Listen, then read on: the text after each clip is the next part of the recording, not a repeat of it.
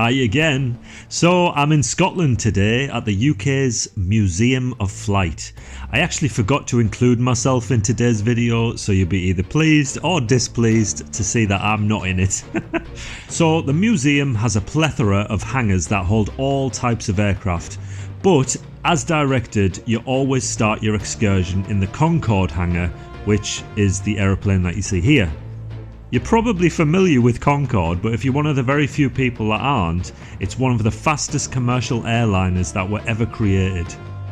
It had a cruising speed of over Mach 2 at 60,000 feet and it flew faster than the speed of sound. Concorde was released in 1976 and this was only 30 years after the first person, Chuck Yeager, broke the sound barrier in 1947 after 8 test flights.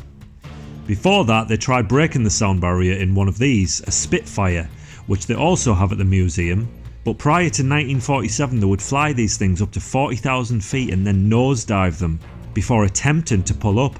But what happens is that air builds up in front of the aeroplane and causes everything to shake violently. 6 out of the 8 pilots died trying to attempt this and failing because of lack of thrust to punch through that invisible wall. This is why you hear a crack when a jet reaches the speed of sound. The problem with Concorde was that flying over densely populated areas could be dangerous because glass would actually shatter as it broke through the sound barrier, so it was only allowed to go supersonic over the ocean. Sadly, Concorde had a horrific crash when a small piece of metal from a different aeroplane had dropped onto the runway before takeoff. This punctured a wheel and then that caused debris to hit the wing on Concorde and that ruptured a fuel tank. It's just a really horrible series of events. There was 100 passengers on board on their way to New York from Paris for a holiday of their lifetime and they all died, as well as the crew and 4 people on the ground as it crashed into a hotel. On a lighter note, in the same hangar as Concorde they also have one of these, a Red Arrows Hawk. This is the aeroplane flown by the British Red Arrows. You've probably seen it at big social events. For people that don't know or aren't familiar with the Red Arrows, they're the Royal Air Force aerobatics team, and you'll often see them flying overhead at these major events in the summertime. And lastly in this hangar there is the first ever passenger jet known as the Comet, which entered service in 1952.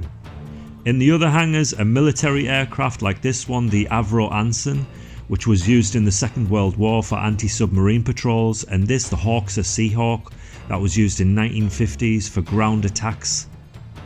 I'll not go into detail about every aircraft that's in the museum, otherwise this video would be about 3 hours long.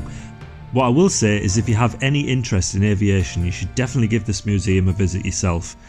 An adult entry costs £14.50 and in my opinion it was worth every penny. Definitely cheaper than a ticket on Concorde. See you next time, ciao.